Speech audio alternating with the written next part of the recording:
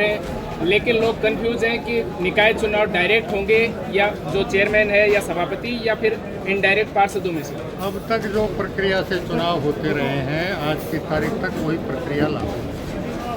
Sir क्या लगता है सर, पूरे राजस्थान में जिस प्रकार से चुनाव में देरी हुई है, तो क्या अब जो रणनीति है किस चीज़ को लेकर सरकार जो है वो जनता के बीच में जाएगी? देखिए, देरी इसलिए हुई कि 2021-22 में माननीय सर्वोच्च न्यायालय ने एक निर्णय दिया, तत्कालीन सरकार ने उस पर कोई कार्रवाई नहीं की।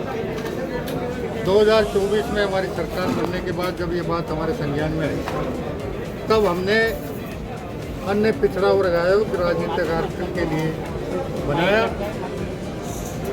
उसने अपना काम शुरू किया, क्योंकि अन्य पिछड़ा वर्ग आयोग को स्थानीय प्रशासन के माध्यम से पिछड़े वर्ग की आबादी के आंकड़े एकत्रित करने। जब ये कार्य शुरू हुआ उसी समय SIR का काम शुरू हो गया।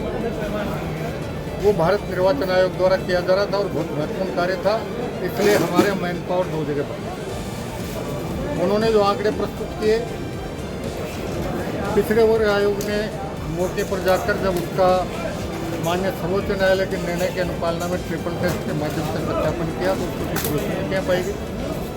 उन्होंने दोबारा से स्थानीय प्रशासन को आंकड़े इकट्ठे करने के निर्देश दिए।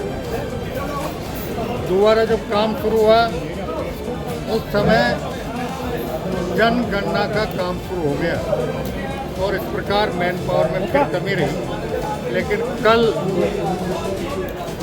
पिछड़ा वर्ग आयोग के अध्यक्ष सदस्यों सहित पूरे आयोग ने मिलकर अपनी रिपोर्ट तैयार करके माननीय मुख्यमंत्री जी को सौंपी है। कल शाम को राजस्थान मंत्रिमंडल की मीटिंग है, उसमें पिछड़े वर्ग आयोग की रिपोर्ट पर विचार होकर आगे का काम। लंबे समय बाद चुनाव हो रहे हैं, किन मुद्दों को लेकर के भाजपा जो है मैदान में उतरेगी? भाजपा की राजस्थान सरकार ने माननीय मुख्यमंत्री जी के नेतृत्व में और माननीय प्रधानमंत्री जी के मार्गदर्शन में राजस्थान की मूलभूत समस्याओं, चाहे वो जल से संबंधित हो, विद्युत से संबंधित हो, कानून व्यवस्था संबंधित हो, युवाओं के सपनों पर तुषारपात करने वाले पेपर चोरी से संबंधित हो, हर क्षेत्र में महत्वपूर्ण काम किए हैं। और प्रदेश में कोई तबका ऐसा नहीं, चाहे युवा वर्ग हो, महिला वर्ग हो, किसान वर्ग हो, पिछड़ा वर्ग हो, अनुसूचित जाति वर्ग हो, मजदूर वर्ग हो, सबके हित में पिछले 31 महीने में जन कल्याणकारी कार्यक्रमों को गति मिली है और विकास कार्य को गति मिली है। और हम हमारे 31 महीने के काम के बूते हमारे कार्यकर्ता आम मतदाता तक पहुँचेंगे और भारतीय जनता पार्टी को पूर्ण विश्वास है कि प्रदेश की जनता पिछले 31 महीने के भारतीय जनता पार्टी सरकार के कार्यों पर, जन कल्याणकारी कार्यों के क्रियान्वयन पर भारतीय जनता पार्टी के पक्ष में प्रदेश में भाजपा जो है चुनाव संचालन समिति की अलग अलग बैठक कर रही है, नगर निकाय और जो है पंचायत चुनाव को लेकर क्या मंत्र जो है शीर्ष नेतृत्व की होती है? प्रक्रिया है।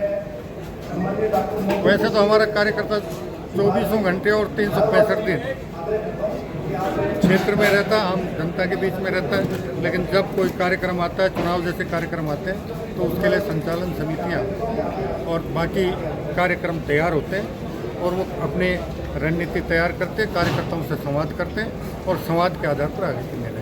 सर पहले जैसे एक बार बात चली थी कि चुनावी जो दो निगम निगम थे उनको एक कर दिया, चुनावी पैटर्न भी सीधे चुनाव वाला किया जाएगा, फिर क्या कुछ दिक्कतें आई?